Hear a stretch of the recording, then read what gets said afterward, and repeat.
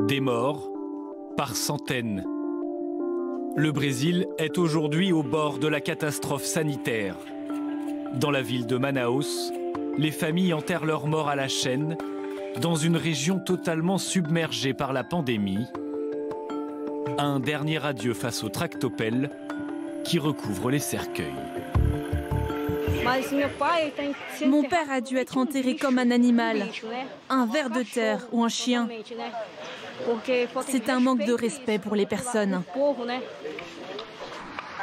Les hôpitaux de la région ne comptent que 50 lits de soins intensifs. Un chiffre insignifiant par rapport aux 1,7 million d'habitants que compte la ville de Manaus. Cette semaine, le Brésil a franchi la barre des 5000 morts. C'est le bilan le plus lourd d'Amérique du Sud. Il faut dire que depuis le début de la crise, le président brésilien affiche un calme et une sérénité déconcertante. L'heure est à l'union. Bien que le problème puisse s'aggraver, il n'y a aucune raison de paniquer. Ne pas paniquer, alors que le nombre de morts au Brésil dépasse désormais les chiffres officiels déclarés en Chine.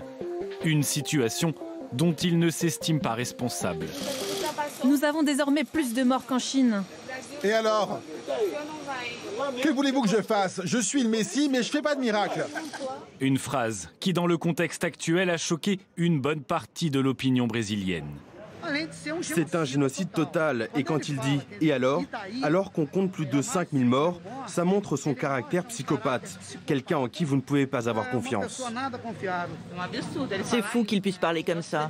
Notre président dit cela car ce n'est pas sa famille. Malheureusement, ce sont les plus pauvres qui souffrent de tout ça. Comme un peu partout sur la planète, le Covid met en exergue les inégalités. Depuis hier, des milliers de Brésiliens issus des classes populaires attendent parfois plusieurs heures devant les succursales de cette banque publique pour obtenir une aide financière. Ce n'est plus rien. Plus rien. Le gouvernement joue avec nous les plus pauvres. Un pays fracturé, car dans le même temps, d'autres manifestent pour la levée du confinement malgré le nombre de morts qui augmente.